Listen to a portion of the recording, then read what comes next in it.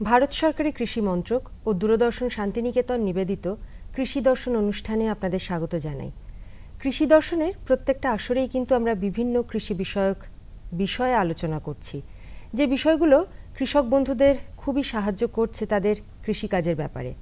আজও আমরা আলোচনা করব খুব গুরুত্বপূর্ণ একটা বিষয় নিয়ে। আমাদের সঙ্গে আছেন কাবেরী মিত্র সহ অধিকর্তা বস্ত্র রেশম বিভাগ, সিউড়ি, বীরভূম। যে বিষয়টা নিয়ে আলোচনা করব সেটা হলো যে পলু পোকার চাষ এবং তার সার্বিক যত্ন কিভাবে নেবেন যারা পলু চাষ করছেন, সেই ব্যাপারেই বিস্তারিত জানবো কাবেরীদির কাছে। নমস্কার। নমস্কার। আসলে কি সত্যি এই বর্ষাকালের আগে তো এত গরম গেল, তা আমার পলু পোকা এবং পলু চাষি কেউই কিন্তু সত্যি ভালো নেই। কারণ এর আগে যে পোকা দেওয়া হলো পলু পোকা, সেখানে এত টেম্পারেচার তারা ঘরে কন্ট্রোল করে নিয়ে ঠিক পরিমাণ টেম্পারেচার আর্দ্রতা মেনটেন করতে পারলো না, যার জন্য ওরা ঠিকমতো সাকসেস পেল না। এবং এখনও কিছু রিয়ারিং যেগুলো চলছে, কন্টিনিউ চলছে, হয়তো যে পরিমাণ আমরা আশা করেছিলাম সেটা পাবো না। এবার আসছে বর্ষাকাল মানেই হচ্ছে প্যাচপ্যাচি ভীষণ গরম, এবং এখনই সেটা কিন্তু চলছে, আরম্ভ হয়ে গেছে। বুঝতেই পারছো আমাদের নিজেদের অনুভূতি দিয়ে কি অবস্থা হয়েছে। এত ঘাম হচ্ছে, এত গরম, অসহ্য লাগছে। তা পলু পোকাও তো আমাদের মতো একদম ভীষণ সেন্সিটিভ। তা পলুর আমাদের জাস্ট ডিম আমরা দেবো, তার আগে আমাদের 4টে ফেজ আমাদের পলু পোকার জন্য আমাদের পরিষ্কার পরিচ্ছন্নতা থেকে নজর দিতে হবে। এইটাই আসার আগে আমি আপনার কাছে একটু জানতে চাই যে সবথেকে সেরা সময় কোনটা পলু চাষের জন্য? সেরা সময় হচ্ছে শীতকাল। তাহলে গরমকালটা তো একটা অস্বাভাবিক অবস্থা। গরমকাল অস্বাভাবিক গরম হলেও আমাদের ক্রপ শিডিউলে 5খানা ক্রপ আছে আর কি ফসল তোলার জন্য চাষি ভাইদের। এখন এই 5টা ক্রপের জন্য এখন চাষিরা সেই টাইমে আপনার ক্রপটা পুষছে। এখন এই ফসল তোলার জন্য হয়তো এরা কিছুটা লাক ও ফেভার যদি কারো করে গেল, এই গরমে প্যাচপ্যাচি মধ্যে প্রোডাকশন হলো। আর না হলে তো মনে করুন 3টে ক্রপই ওরা শিওর পাবে। একটা হচ্ছে যেটা আপনার বৈশাখী ক্রপ যেটা বলছি, একটা অগ্রহায়ণ, একটা ফাল্গুনী, আর যেটা হচ্ছে আমাদের আষাঢ়ি এবং আশ্বিনা। এই দুটো ক্রপে যেটা সামনে আসছে আষাঢ়ি বা আশ্বিনা, যেটা বা আমাদের আষাঢ়ি থেকে বীরভূম আবার জ্যৈষ্ঠ কমার্শিয়াল ক্রপে চলে এসেছে, যেটাতে তুমি দেখলে 45-46 ডিগ্রি টেম্পারেচার ছিল। আমরাই অসহ্য। সেখানে পলু পোকায় এত সেন্সিটিভ, সেখানে আমরা অনেকভাবে মেনটেন করেও হয়তো যাদের ইলেকট্রিসিটি নেই তারা খসখস টাঙিয়েছে, যাদের লাইট আছে তারা ফ্যান দিয়েছে, বা ভিজে চট দিয়ে ঢাকা দিয়ে পলুর ডালা ভিজিয়ে কোনোভাবেই টেম্পারেচারটাকে কন্ট্রোল করতে পারেনি। হয়তো তাদের মধ্যে কেউ সাকসেস পেয়েছে, কেউ পায়নি। যার জন্য তারা মাঝখানে আমাদের হেডকোয়ার্টারে একটা পারমিশন নিয়ে আমরা একটা আষাঢ়ি কমার্শিয়াল ক্রপটা, এই ক্রপটা একটা নন শিডিউল ক্রপ আমরা চাষিদের সাহায্যে দিচ্ছি, কারণ তাদের কাছে ডিমান্ড আছে। তারা যেহেতু টোটাল পাতাটাকে তারা পূর্ণ ব্যবহার করতে পারেনি তাদের ফসলের জন্য, ক্রপ লসের জন্য, যার জন্য এরা টোকেন হিসেবে এটা একটা চাষ করছে, যাতে আষাঢ়ি কমার্শিয়াল ক্রপে আমরা দিতে পারি এই প্যাচে গরমে। আসলে এই পলু চাষটা খুব ডেলিকেট, খুব ডেলিকেট। এবং আমার একটা ছোট বাচ্চাকে আমরা যেমন ভাবে একটা বাচ্চা হবার পরে ভীষণ কেয়ার নিয়ে ভীষণ ভাবে যত্ন করে ছোট থেকে বড় করি, ফার্স্ট ওই মায়ের হয়তো বেস্ট ফিডিং করালাম, সেভাবে তো পলুর হয়তো ছোট ছোট কচি পাতা খাওয়ায়, একদম কুচি কুচি জাস্ট রস খায়, সেই রসটা খেয়ে নিয়ে ওরা আস্তে আস্তে বড় হয়। সেখান থেকে যখন আস্তে আস্তে বড় হচ্ছে পলুর 5টা 4বার ওরা খোলস ত্যাগ করে, 5টা দশা ওদের 5টা স্টেজ। তাই তেমনি আস্তে আস্তে আস্তে যখন বড় হয় তেমনি পাতার সাইজও আস্তে আস্তে আস্তে আস্তে বাড়ে। যেমন আমরা মানুষের ক্ষেত্রে যেমন প্রথমে হয়তো বেস্ট মিল, তারপরে হয়তো কটুর দুধ দিলাম, তারপরে আস্তে আস্তে হয়তো সেরিলাক খাওয়ালাম, তারপরে অন্নপ্রাশন হয়ে যাওয়ার পরে যেমন আমরা শক্ত ফুড খাওয়াই, তেমনি থার্ড স্টেজের পরে পোকা আমাদের যেমন একটু বড় হয় তখন ডাল সমেত পাতা আমরা যেমন দিতে লাগি, বা ফিফথ স্টেজে একদম বড় বড় পাতা, যাতে গুটিটাও বড় হয় এবং সেখান থেকে তারা ফলন বেশি পায়। এবং আলটিমেটলি আমার অবজেক্ট হচ্ছে ফসল ভালো তুলে তারা ভালো দাম পায় এবং সে দাম থেকে তাদের আর্থিক উন্নতি করতে পারে। এবারে এই প্রসঙ্গটা আসবে যেটা আপনি শুরু করেছিলেন, যে 4টি পর্যায় যত্ন আত্মীয়টা কিভাবে। 4টি পর্যায়ের মধ্যে 1 নম্বর হচ্ছে তুত, যেহেতু তুত পাতাই হচ্ছে পলুর প্রধান খাদ্য, অতএব তুত পাতার বাগানটাকে আমাদের রক্ষণাবেক্ষণ করতে হবে প্রথম, বর্ষাকালে কিভাবে করতে হবে। এরপর হচ্ছে যে পলু আমাদের গ্রেনেজ থেকে, সরকারি খামার থেকেই হোক সেটা বা প্রাইভেটলি হোক, পলুর ডিমটা নিয়ে এসে কিভাবে সংরক্ষণ করা হবে। এরপর হচ্ছে পলু যখন ডিম থেকে যখন পলু বেরোবে সেইটাকে প্রথম 3য় দশা অবধি কিভাবে আমরা কেয়ার নেব। এই 3য় দশার পরে যখন একটু পোকা বড় হয়ে যাচ্ছে 4র্থ দশা বা 5ম দশাতে, সেটা কিভাবে কেয়ার নেব, এবং সেখান থেকে যখন গুটি আমরা চন্দ্রাকৃতে দেবো সেখান থেকে আমরা কিভাবে ফসলটা তুলব। পরিষ্কার এবং সব পর্যায়ে কিন্তু পরিষ্কার পরিচ্ছন্নতা আছে। তুঁত গাছ লাগানোর ক্ষেত্রে এখানে যেমন আছে যে বর্ষার প্রারম্ভেই তুঁতের গাছে আগাছা জঙ্গল টঙ্গল পরিষ্কার করে, যেহেতু এই টাইমে ধরেই নিই হয়তো বৃষ্টি হবে বা বৃষ্টি পাবো বা কিংবা হয়তো বৃষ্টি হলো না এই ক্রপটা ধরার আগে, তার আগে আমরা একটা সেচ দিয়ে দিই। সেটা আর্টিফিশিয়াল আমরা সেচ ব্যবস্থা সবারই আছে, এখন শ্যালো ট্যালো আছে বা পুকুর যাদের আছে সেখান থেকে হয়তো আমরা রিলে রেসের মাধ্যমে বালতি দিয়েও আমাদের প্যারার রো লাইন করে যেহেতু সারি সারি গাছ লাগানো হয় সেখানে ওই সারির মধ্যে আমরা জলটা ঢেলে দিই এবং সেচ দেওয়ার পরে আমরা সার দিই এবং আমরা অ্যাভয়েড করি রাসায়নিক সারটাকে, যাতে জৈব সার ব্যবহার করা হয়, সে আইদার গোবর সারই হোক বা কেঁচো সারই হোক বা আদার কোনো অর্গানিক ম্যানিওর যেটা আমরা মানে দেওয়ার জন্য ওদেরকে বলি, সে পোলট্রি ম্যানিওর হোক বা যেটা হোক ওদের দেওয়ার জন্য, যাতে সবুজ কোয়ালিটি লিফ হয় এবং পাতা যাতে খাদ্যটা ওরা ভালো পায়। প্লাস হচ্ছে এই যে যেন দেখা যায় যে অতিরিক্ত বর্ষাতে মানে 4-5 সারি অন্তর অন্তর নালা কেটে এক্সেসিভ জলটাকে বার করে দিই, জল যেন স্ট্যাগন্যান্ট হয়ে গাছে গোড়ায় যেন না থাকে। আচ্ছা, এরপরে হচ্ছে চতুর্দিকে আপনার যে যদি পোকা মানে পোকা রোগগ্রস্ত কোনো পাতা থাকে, কারণ বর্ষাকালে একটা মিলিবাগ বলে একটা পোকা হয়, সেটা টুকরা রোগ বলে, সেটার কিছু না, পাতাগুলো কুঁকড়ে কুঁকড়ে যায়, কুঁকড়ে গেলে মাথার ওপরে ওই কার্পাস তুলোর আঁশের মতো হয়, সেটা হয়ে আস্তে আস্তে সবুজ কালচে সবুজ হয়ে যায়। সেটা যতক্ষণ পর্যন্ত ওটাকে কেটে বাদ না দেওয়া হয় এবং 2% রোগার স্প্রে করি এবং সেটাতে 15 থেকে 20 দিন ইন্টারভেলে পোকা পাতা দেবার আগে।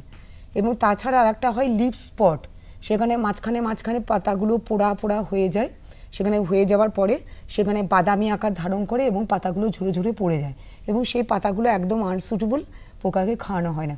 এটাও কার্বনডাইজিম দিয়ে আমরা এই ব্যাপারগুলোকে কন্ট্রোল করার চেষ্টা করি। সব ক্ষেত্রে এটা দেখতে হবে 15 থেকে 20 দিন আগে মানে স্প্রেটা করতে হবে। কোনো আগাম যত্ন কি নিতে হবে যাতে এই তুঁত পাতায় কোনো সংক্রমণ না আসে? এটা অ্যাকচুয়ালি আমি বলি হয়তো আমি আগাম যত্ন নিয়ে হলো না বলে আমি রোগার দিলাম, সাধারণত অসুখ হলেই আমরা সাধারণত ওষুধ দিই।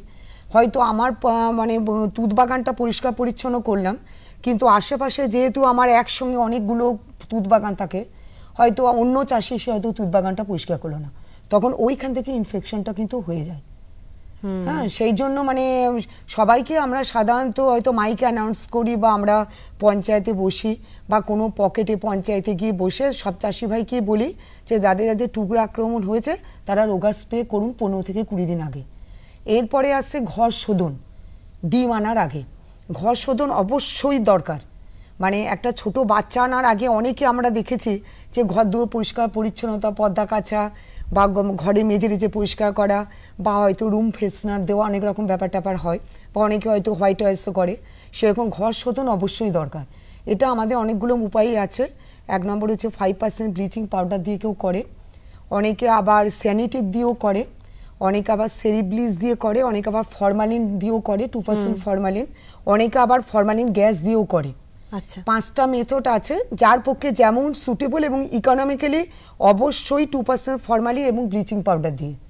স্যানিটেক এখন অবশ্যই আপনার যায় এবং সেটাকে আমরা সাধারণত চেষ্টা করি স্পেয়ার মেশিন দিয়ে টোটাল রুমটাকে করবার জন্য, যাতে সেখানে ডালা চন্দ্রকিগুলো যেগুলো আগের ডালা বা চন্দ্রকি যেগুলো ব্যবহার হয়েছে সেগুলোকে একবার পলু ওঠার পরে আমরা ব্লিচিং পাউডার জলে ডুবিয়ে নিয়ে ভালো করে রোদে শুকিয়ে তাকে ঘরে ঢুকাই, সেই অবস্থাতে আমরা আবার তাকে গ্যাস দিয়ে বা 2% ফরমালিন বা 5% ব্লিচিং পাউডার বা স্যানিটেক বা সেরিব্লিচিস দিয়ে সেগুলোকে পরিষ্কার পরিচ্ছন্ন করি। এই যে এত রকম কিছু করা হয়, আশা করা যায় যে তারপরে আর কোনো সংক্রমণ হয় না ঘরে? আশা করি যে সংক্রমণ হবে না, মানে ঘর শোধনটা মাস্ট পলু পোষার ঘরে আনবার আগে, যাতে আগের যাতে বর্জ্য পদার্থ দিয়ে তাদের ইনফেকশনটা না হয়, এই ব্যাপারটা আমরা দেখি।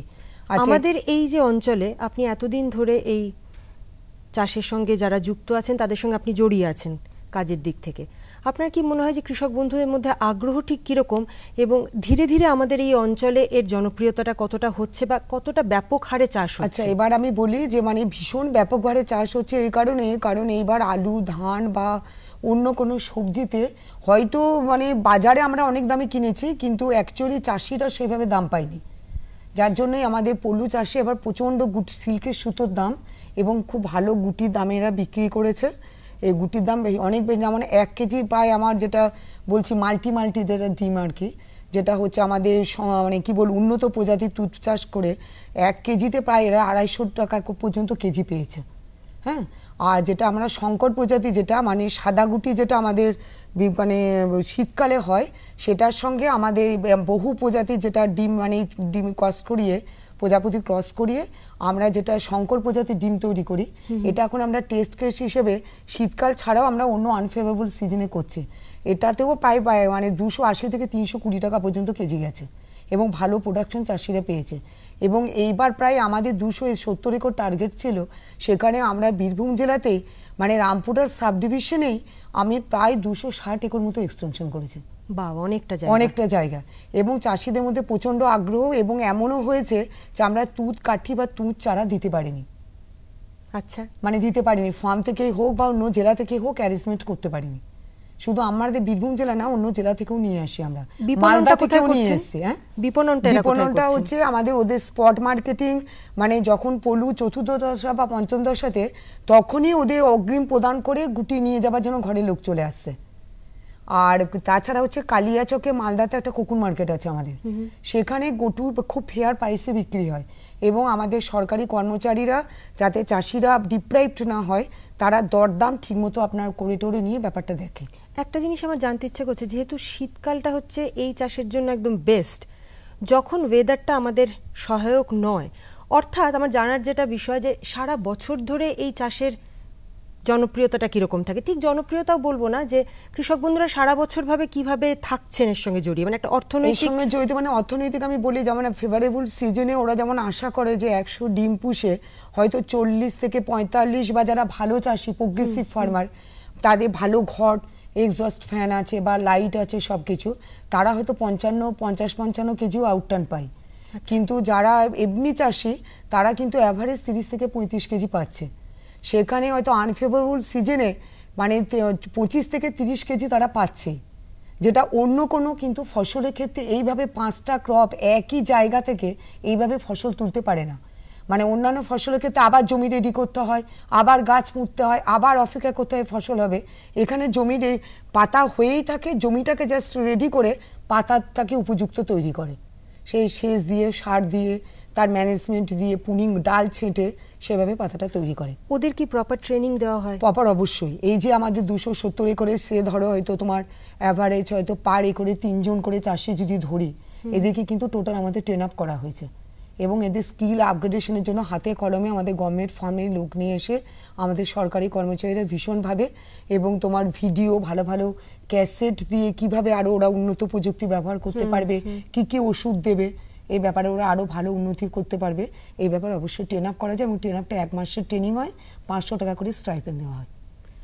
ধন্যবাদ জানাই কাবেরী দিকে, চমৎকার একটি আলোচনা উপহার দিয়েছেন। কৃষক বন্ধুরা যারা করছেন পলু চাষ, তারা তো অনেকটাই অভিজ্ঞতা এতদিনে লাভ করেছেন, কিন্তু আগামী দিনে যেসব কৃষক বন্ধুরা ভাবছেন যে পলু চাষ করবেন, তাদের কাছে একটা চমৎকার বার্তা কিন্তু উনি রেখেছেন, যে সারা বছর যদি আমাদের প্রকৃতি আমাদের সহায়ক নাও থাকে, তবুও কিন্তু মোটামুটি একটা লাভ ধরে রাখা যায় এই চাষে।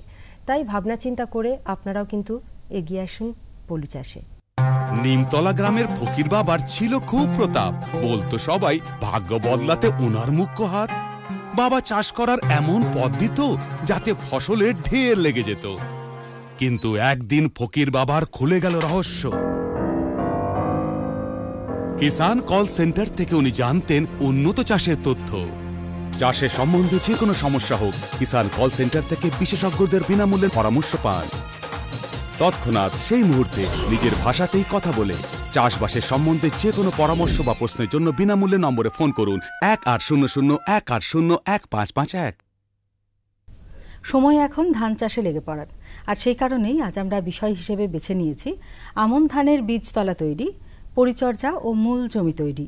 আর এ বিষয় নিয়ে কথা বলার জন্য আমাদের সঙ্গে কৃষি বিশেষজ্ঞ হিসেবে উপস্থিত রয়েছেন উত্তম কোনাই, যিনি সহ কৃষি অধিকর্তা, রানীনগর 1 নম্বর ব্লক, মুর্শিদাবাদ। নমস্কার উত্তম বাবু। নমস্কার। প্রথমেই আপনার কাছে আমরা জানতে চাইব যে আমন ধানের বীজ তলার জন্য কি ধরনের জমি নির্বাচন করতে হবে? মূলত আমাদের এই পশ্চিমবঙ্গে এই আমাদের যে খারিফ খণ্ড, সেখানে হচ্ছে আমন ধানই হচ্ছে গিয়ে মূল ফসল, এর বীজতলা তৈরি করতে কৃষক ভাইদের একটু যত্নবান হওয়া উচিত। প্রথমত এমন জমি নির্বাচন করতে হবে যে জমিতে সাধারণত খুব বেশি জল দাঁড়ায় না, জল নিকাশি ব্যবস্থা আছে, পলি এবং দোআঁশযুক্ত বেলে দোআঁশযুক্ত মাটি এবং সেচের উৎসর কাছাকাছি কিন্তু এই জমিটা হওয়া উচিত। এবং একটা জিনিস লক্ষ্য রাখা উচিত কৃষক ভাইদের, যেখানে আমার 3-4 বার পর হচ্ছে গিয়ে আমরা বীজ তলা তৈরি করেছি সেই সমস্ত জায়গা বাদ দিয়ে নতুন কোনো জায়গা আমাদের বীজতলার জন্য নির্বাচন করা উচিত। আচ্ছা, তো বীজতলার বীজ বপন করার সময় কোনটা সঠিক?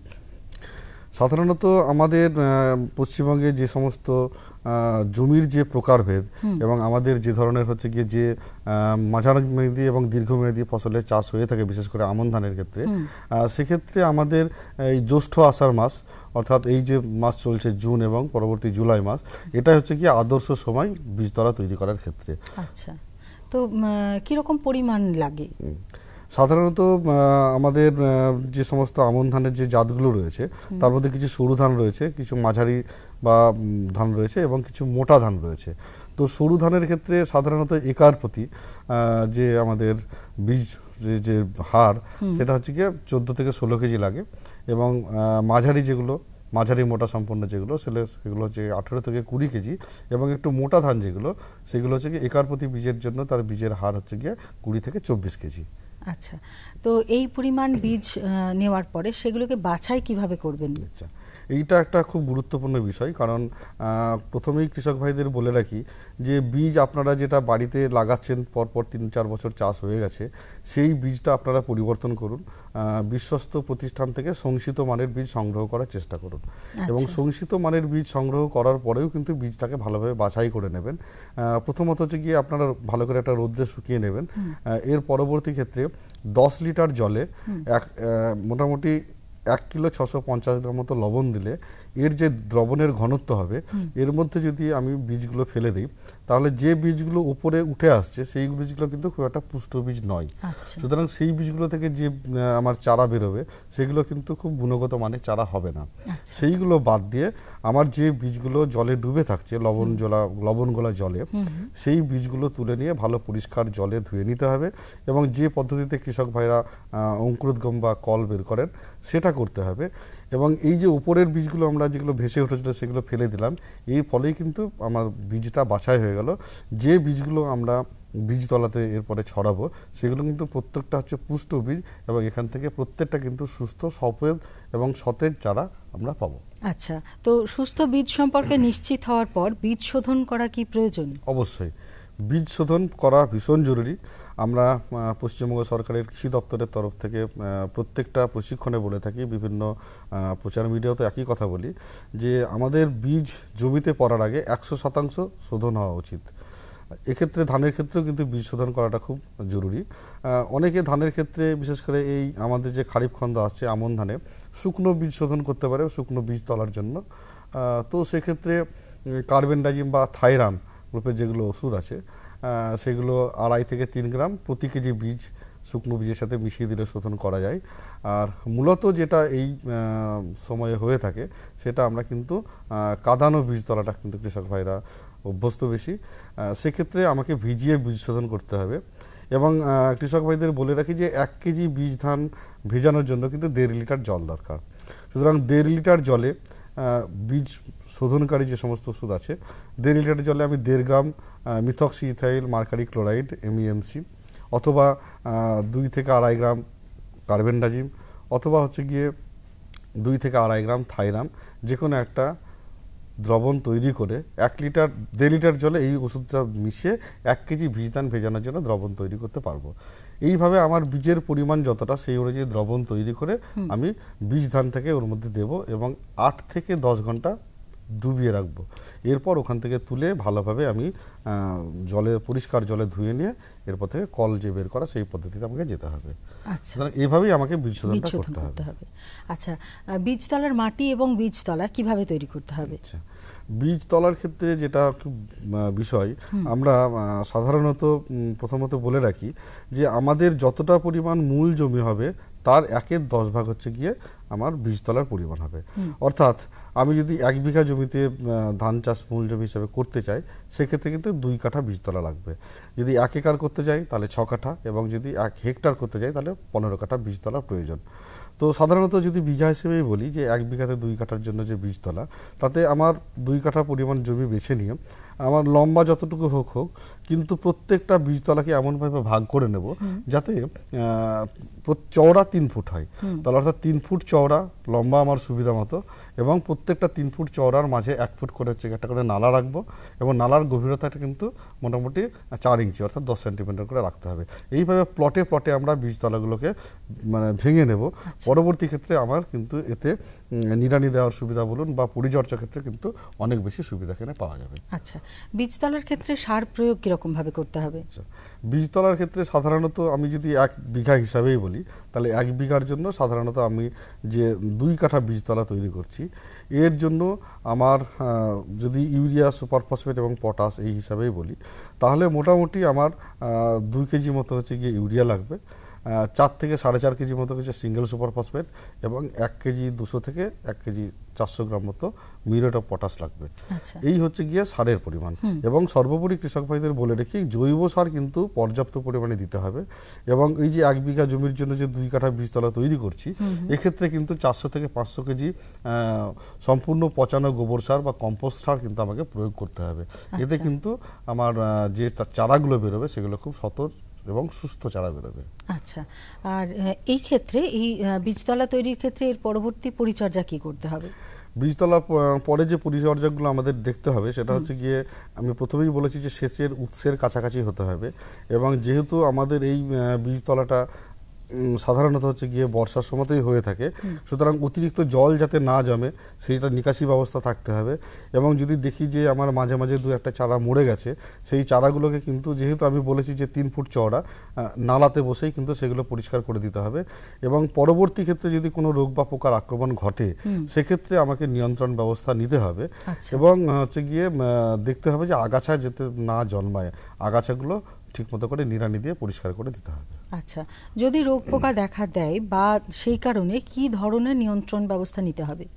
আচ্ছা, সাধারণত আমাদের যে খারিফ খন্দে যে বীজতলা তৈরি হয়, সেক্ষেত্রে আমাদের লক্ষ্য রাখতে হবে যে সমস্ত জায়গায় টুংরো রোগ প্রবণ এলাকা, সেক্ষেত্রে আমার মূল জমিতে যখন বীজতলার মাটি তৈরি হলো এবং বীজতলাতে চারা ছড়িয়ে দেওয়ার পরে যে ছোট ছোট চারা বেরোলো, বীজতলায় বীজ ছড়ানোর 10 দিন পরে আমাকে একটা দানাদার কীটনাশক প্রয়োগ করতে হবে। এবং এই দানাদার কীটনাশক বিভিন্ন গ্রুপের আছে, যেমন কার্বাফিউরান 3G যদি হয় তাহলে কাঠাপ্রতি 300 গ্রাম, অথবা যদি 4-এর 10G গ্রুপের হয় তাহলে কাঠাপ্রতি 100 গ্রাম। এই হিসাবে কিন্তু আমাকে প্রয়োগ করতে হবে। আমার 2 কাঠা বীজতলার জন্য সেই পরিমাণ যেটা লাগবে সেটা আমাকে প্রয়োগ করতে হবে 10 দিন পর। এবং যে সমস্ত এলাকায় মাজরা পোকার আক্রমণ ঘটে, সেক্ষেত্রে কিন্তু বীজ তোলার 7 দিন, বীজতলা থেকে আসলে বীজ জমি থেকে মূল জমি তৈরি করা 7 দিন আগে যখন বীজতলা থেকে আমার চারাগুলো তুলব, তখন হালকা ছিপছিপে জল রেখে 7 দিন আগে এই যে দানাদার কীটনাশক বললাম, এই একই হারে কিন্তু প্রয়োগ করতে হবে। এটা একটা সর্বঙ্গবাহী কীটনাশক, এবং এটা যখনই হচ্ছে গিয়ে জলের সাথে গুলে যাবে এবং এরপরে যখন গাছের মধ্যে যাবে, গাছটা কিন্তু বিষাক্ত হয়ে থাকবে। এবং এই কীটনাশকের যে মেয়াদকাল সেটা কিন্তু প্রায় 6 সপ্তাহ মতো। তাহলে পরবর্তী ক্ষেত্রে মূল জমিতে গিয়ে 5 সপ্তাহ কিন্তু এই মাজরা পোকার বিরুদ্ধে একটা লড়াই করার মতো ক্ষমতা থাকবে। আচ্ছা, তো এবারে মূল জমির বিষয়ে আসি, যে আমন ধানের জন্য মূল জমি কিভাবে তৈরি করতে হবে? মূল জমি তৈরি করতে গেলে প্রথমত হচ্ছে গিয়ে যে জমিটা আমি নির্বাচন করব সেটা, তো যদিও আমাদের পশ্চিমবঙ্গের প্রায় সর্বত্র সব জায়গাতেই প্রায় আমন ধানের চাষ হয়, তবুও হচ্ছে গিয়ে মাঝারি বা নিচু মাঝারি সেই অনুযায়ী আমাকে ভালোভাবে চাষ দিতে হবে। চাষ এবং লাঙল দিয়ে মই দিয়ে ভালো করে মাটিটাকে ভালোভাবে তৈরি করে নিতে হবে, মাটিটাকে ভালোভাবে পুচিয়ে নিতে হবে। এবং এর পরবর্তী ক্ষেত্রে হচ্ছে গিয়ে আমাদের বিঘা প্রতি প্রায় হচ্ছে গিয়ে 1 থেকে 1.5 টন জৈব সার, পচানো জৈব সার, এইটা ভালোভাবে প্রয়োগ করতে হবে। এবং প্রয়োগ করার পরে জমিটাকে ফেলে রাখতে হবে। আচ্ছা, এর পরবর্তী ক্ষেত্রে যখন আমার মূল সার দেব, সেই সময়ে কিন্তু আমাকে দেখতে হবে যে কি ধরনের মেয়াদের জাত লাগাচ্ছি বা আমার জমির যে মান সেটা উর্বর সম্পন্ন, না মাঝারি নির্ভর সম্পন্ন, অর্থাৎ মাটি পরীক্ষা করে একটা তার সুপারিশ অনুযায়ী কিন্তু যদি মাটিতে রাসায়নিক সার প্রয়োগ করা যায় মূল জমিতে, সেটা কিন্তু অনেকটাই বিজ্ঞানসম্মত হবে। আচ্ছা, সুতরাং বলছেন এক্ষেত্রে মাটি পরীক্ষা করে নিলে পরে ভালো হয়। অবশ্যই মাটি পরীক্ষার ভিত্তিতেই কিন্তু যদি রাসায়নিক সার প্রয়োগ করা যায় সেটা অনেকটাই বিজ্ঞানসম্মত হবে। আচ্ছা, তো জৈব সার রাসায়নিক সার কিভাবে প্রয়োগের দিকে এগোবেন কৃষক বন্ধু, সে সম্পর্কে একটা ধারণা আপনার কাছ থেকে আমরা পেলাম। এবারে জানতে চাইবো জৈব সার জীবাণু সারের ক্ষেত্রে কিভাবে কৃষক বন্ধু ভাববেন এই বিষয়টি। আমরা বর্তমান যুগে যে কৃষি ব্যবস্থায় তাতে অনেকটাই রাসায়নিক নির্ভর হয়ে গেছি, সেক্ষেত্রে কিন্তু মাটির স্বাস্থ্য অনেকটাই বিঘ্নিত হয়েছে। এই মাটির স্বাস্থ্য পুনরুদ্ধারের ক্ষেত্রে কিন্তু জৈব সার এবং জীবাণু সারের যথেষ্ট ভূমিকা রয়েছে। তো বিঘা প্রতি যদি আমি আমন ধান চাষ করতে যাই, তাহলে তো বললাম যে কতটা পরিমাণে জৈব সার প্রয়োগ করা উচিত।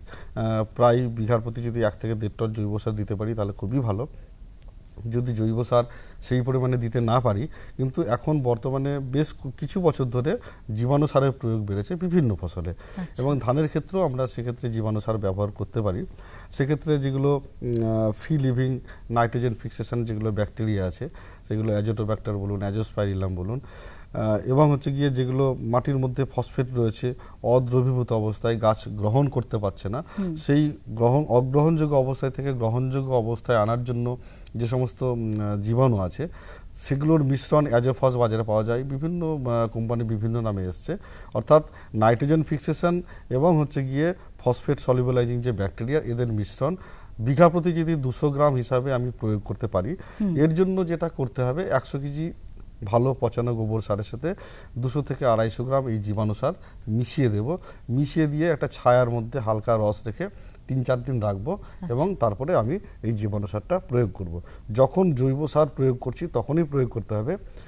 একটা জিনিস কৃষক ভাইদের মনে রাখার জন্য বলবো যে এই জীবাণু সার এবং রাসায়নিক সার কিন্তু কখনোই একসাথে প্রয়োগ করা যাবে না, তাতে কিন্তু জীবাণু সারের ক্ষতি হওয়ার সম্ভাবনা বেশি।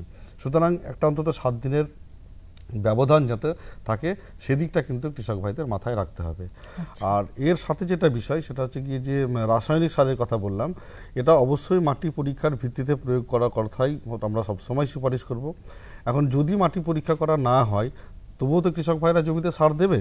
সেক্ষেত্রে আমরা যদি ধরে নিই যে আপনার জমি হচ্ছে গিয়ে মাঝারি উর্বরা শক্তি সম্পন্ন, তো সেক্ষেত্রে হচ্ছে গিয়ে আমার বিঘা প্রতি যে সারের ডোজ সেটা আমাকে যদি ইউরিয়া, ফসফেট এবং পটাশ আকারে বলি, তাহলে প্রথমে যখন মূল জমি তৈরি করব তখন বিঘা প্রতি 5 থেকে 6 কেজি ইউরিয়া দেবো, 28 থেকে 30 কেজি সিঙ্গেল সুপার ফসফেট এবং 6 থেকে 7 কেজি মতো মিউরেট পটাশ দেবো।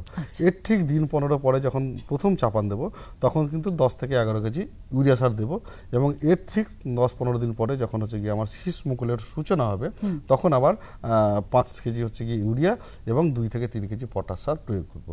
এই হচ্ছে গিয়ে আমার আমন ধানের ক্ষেত্রে জমি তৈরি এবং সার প্রয়োগের সুপারিশ। আচ্ছা, অনেক অনেক ধন্যবাদ। আমরা খুব সুন্দরভাবে জানলাম যে আমন ধানের বীজতলা তৈরি কিভাবে করা দরকার, পরিচর্যা কিরকম হওয়া উচিত এবং মূল জমি তৈরি বা কিভাবে করবেন কৃষক বন্ধুরা, সেই সম্পর্কে একটা খুব সুন্দর আমরা পথ নির্দেশিকা পেলাম। আমরা আশা করব আপনাদের আগামী দিনের কৃষিকাজের ক্ষেত্রে আমাদের আজকের এই মুহূর্তের আলোচনা অত্যন্ত সহায়ক হবে।